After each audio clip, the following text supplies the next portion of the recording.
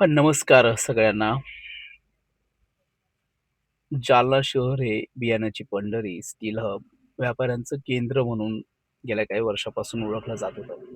मात्र अशामध्ये या शहरामध्ये, या जिल्ह्यामध्ये गुन्हेगारीचं प्रमाण प्रचंड वाढलंय आणि जालना जिल्हा गुन्हेगारांचा बालेकिल्ला, गुन्हेगारीचा बालेकिल्ला अशी बिरुदं आता सोशल मीडियावरती तरुण-तरुणींकडून आणि इथल्या नागरिकांकडून लिहिली जाऊ लागली आहे. त्याच्यावरती चर्चा केल्या जाऊ लागली आहे.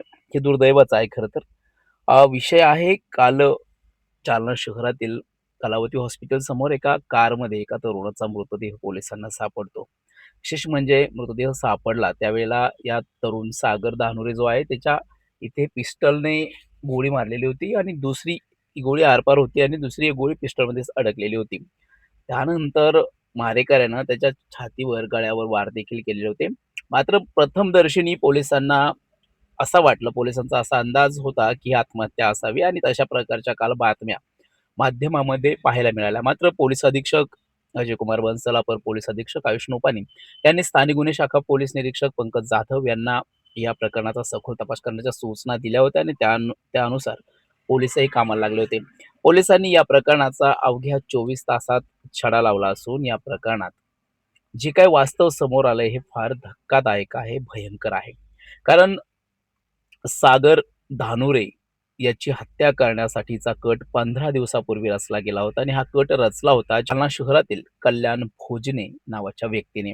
आणि हा कट रचल्यानंतर ही सुपारी ही त्यांच्यातीलच असलेला जो होता कमलेश झाडीवाले याला ही सुपारी देण्यात आली होती आणि त्याने ही 25 लाखात सुपारी घेतली होती.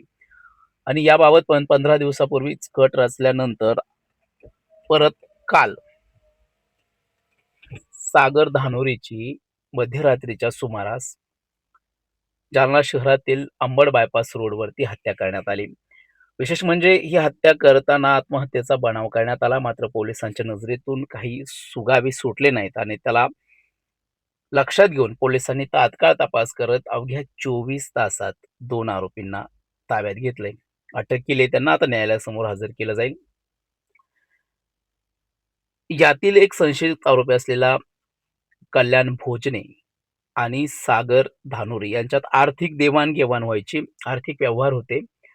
असं सांगितलं जातंय, पोलीस अधीक्षकांनी असं सांगितलंय, की कल्याण भोजने यांच्याकडे जे काही पैसे होते अ,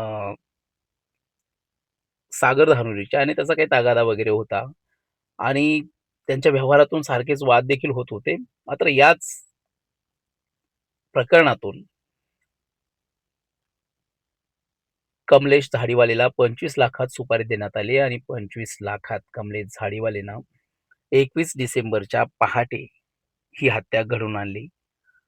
या हत्येचे काही सीसीटीव्ही फुटेज समोर आले. या फुटेजमध्ये याच्या वाहनातून एक जण बाहेर येताना दिसला आणि तिथून पुढे पोलिसांना सगळे सुगावे लागले. पोलिसांनी दोघांनाही ताब्यात घेतले. आता दोघांना न्यायालयात आज हजर केलं जाईल. असं असलं तरी मात्र जालना जिल्ह्यात जो गुन्हेगारी आहे, हे सध्या मोठ्या प्रमाणात वाढत आहे आणि यावरती सर्वसामान्य नागरिकांमधून चिंता व्यक्त केली जात आहे.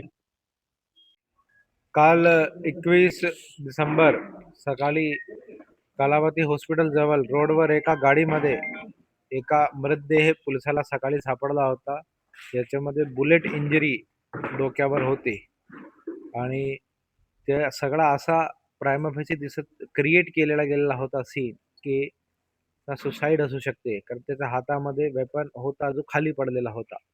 पण ज्यावेळी त्या मृतदेहाला ओळख पडली, सागर धानोरे या व्यक्ती होता असं ओळख पडली आणि हॉस्पिटलमध्ये आणल्यानंतर ज्यावेळी चेक केली गेली बॉडी, तर काही 2 स्टॅब मार्क सारखा बॉडीवर दिसले. त्यातून घातपात होण्याची शक्यता असू शकते असा पोलिसाला डाऊट आला आणि आम्ही सीसीटीव्ही आणि सगळा मोबाईल रेकॉर्डिंग आणि सगळी तपास सुरू केली. तर त्यामध्ये एक फुटेजमध्ये एक व्यक्ती परवा रात्री 9 ते 9:30च्या मध्ये गाडीमधून बाहेर जाताना पोलिसाला दिसला आणि त्याच्यावर चौकशी केल्यावर याच्यामध्ये कल्याण गणपतराव भोजने याला अगोदर पोलिसांनी ताब्यामध्ये घेतला आणि त्यांनी गुन्ह्याची पोलिसाला कबुली दिलेली आहे.